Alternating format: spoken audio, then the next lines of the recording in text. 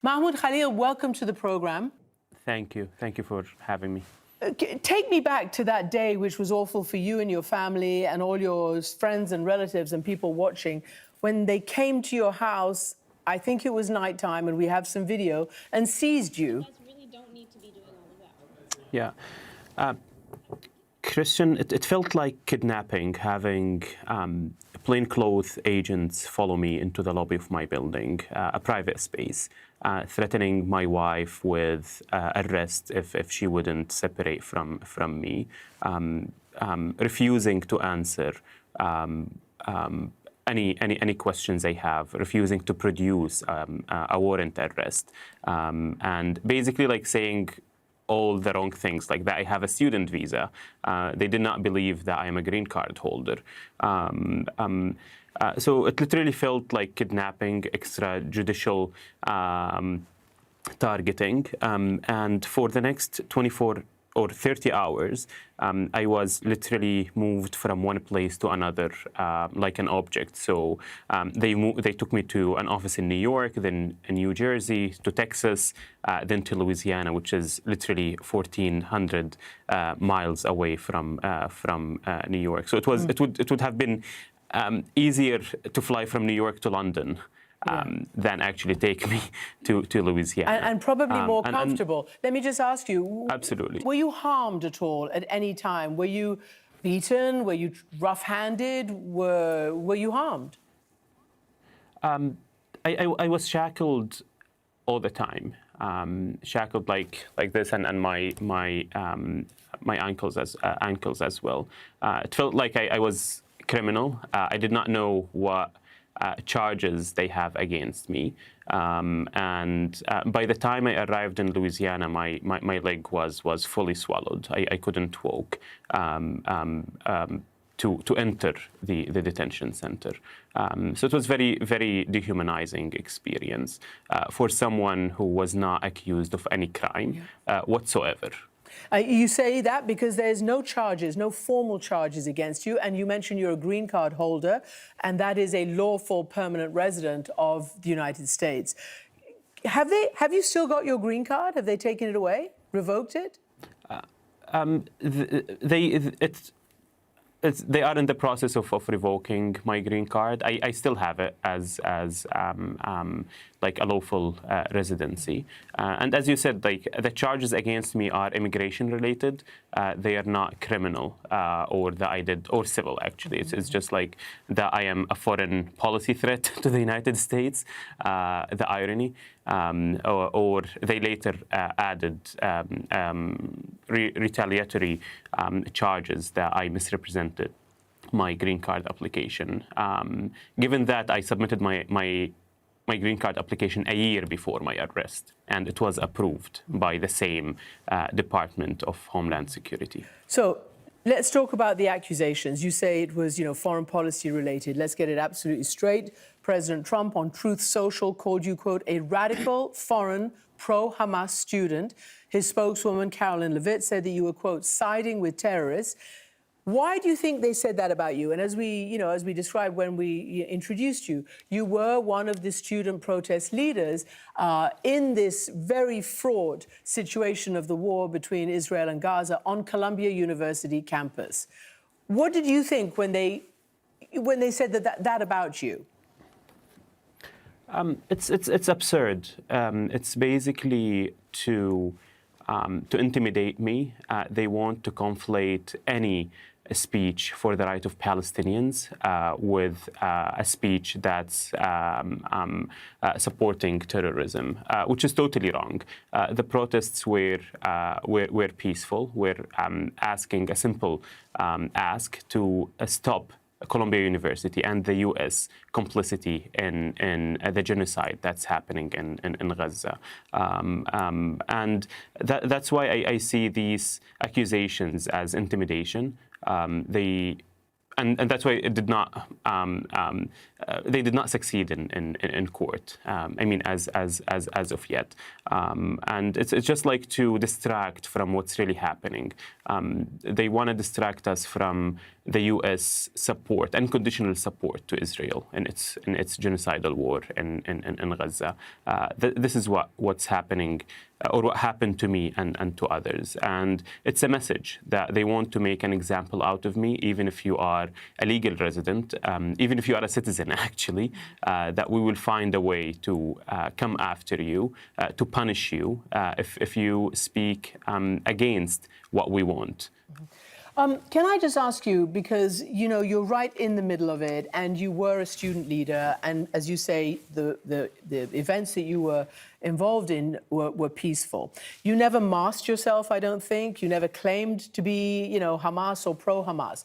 But I want you just to try to understand that in some other universities, there were people in the immediate aftermath, pro-Palestinians, in the immediate aftermath of October 7th, who essentially blamed Israel and, you know, even exacerbated even support for Hamas.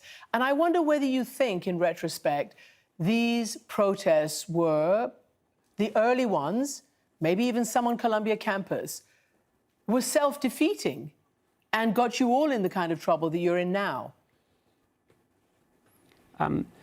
What's self-defeating and what's dangerous is actually continuing the killing in Palestine. This is what these students speak or spoke against. And from the moment that these students spoke out against Israel, they were labeled anti-Semite, that they're creating hostile environment to Jewish students. Again, this is just like deliberate distortion from reality. These students did not actually or the protests themselves did not create a hostile environment for Jewish students. The Jewish students were an integral part of this movement because their Jewish values and teachings tell them that they should stand up against injustices, especially when these injustices are being committed by a state or by a state that claiming to represent them. So I refuse this sort of connotation that these protests were in any way violent, in any way anti-Semite. What's violent is universities and governments penalizing and criminalizing freedom of speech. This is what we really should look at right now. We should focus on actually why these students are protesting right now. It is because their universities and the U.S. government is fully invested in the killing of the Palestinian people. It's as plain as that. And they take safety and anti-Semitism concerns very, very, very seriously. But we have to distinguish between discomfort and safety. When you came out, and I'm asking you this because people will ask you, you did actually, you know, walk around with a bunch of people, protesters who were chanting from the river to the sea, that whole thing that seems to just drive people mad, even though the Israeli government says it as well. People just seem to think that that is a connotation for destroying a people, for, you know, for all the issues of anti-Semitism that those concerned have raised. Why do you keep using it? What's the point and the value of that slogan anymore, since both sides use it? Yeah, that's a fair question, and protesters keep using it because language matters, history matters, and from the river to the sea is a call for justice, for freedom, for all people between the Jordan River and the Mediterranean Sea. Unfortunately, the pro-Israel camp in this country and around the world, they would rather deliberately misrepresent this slogan because for them to cancel speech is easier than actually engaging and reflecting on this speech. And I even would go like further with the globalized intifada that now the whole the whole country is mad about. A globalized intifada is we have to take it within its context, because globalized intifada is a call to globalize solidarity in the world. The intifada is simply a word for uprising, and I don't want to give a history lesson now about like what intifada, like first intifada and second intifada were, but we're largely a mass civil resistance against Israel apartheid and Israeli occupation, whether in the 90s or early 2000. So this is again goes with the fact that what we should be worried about is the bombs that are killing people, rather than the chants that are making some people uncomfortable. You know, there are people who are going to ask you, do you condemn, and I'm going to ask you, what Hamas did on October 7th? I condemn targeting and violence against all civilians, and international law is clear about that. I also condemn the selective outrage on such circumstances, because I also condemn the 75-year of dispossession of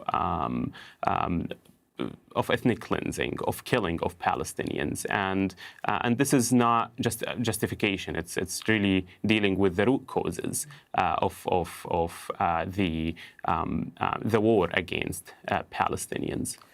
Mahmoud Khalil, you have come out as determined as ever to speak up for your cause and for the justice of your people. They didn't beat that out of you in jail or you know, push you to take a different track.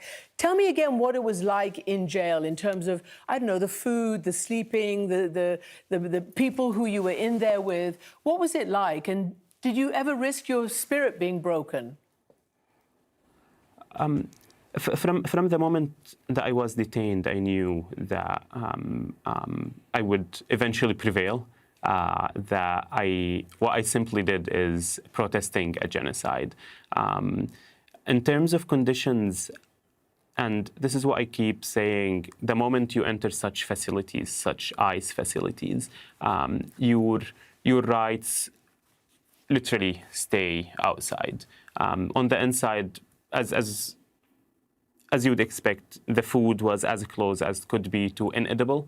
I had to switch to vegetarian because the meat was. I threw up like after I ate the meat there.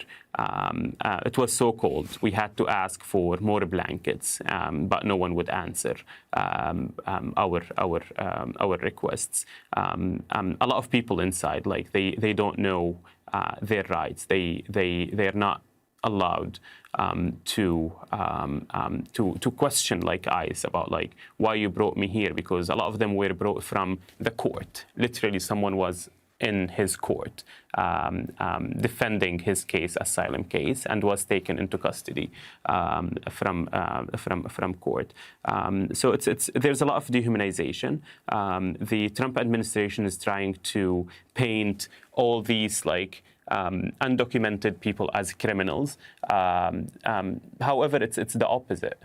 It's totally the opposite. A lot of them have been in the United States for a large number of years.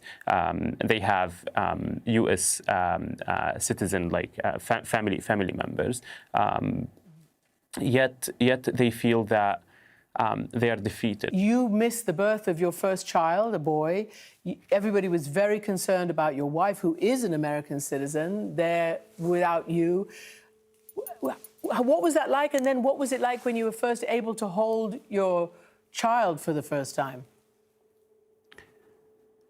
Missing the birth of my child, I think that was the most difficult moment in my life. Especially because like this could have been avoided. we put so many requests to be able to attend that moment. And I don't think I would be able to forgive them for taking that moment away from me. The first time I saw my child was literally through thick glass. He was literally in front of me, like 5 centimeters away from me, yet I couldn't hold him. And when the moment came to hold him, it was by court order to have 1 hour with him. So to be honest, I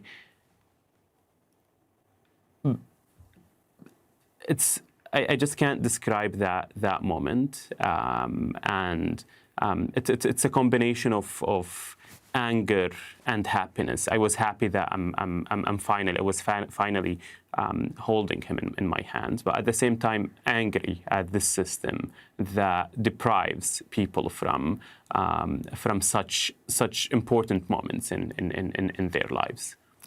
Mahmoud Khalil, thank you so much for being with us. Thank you.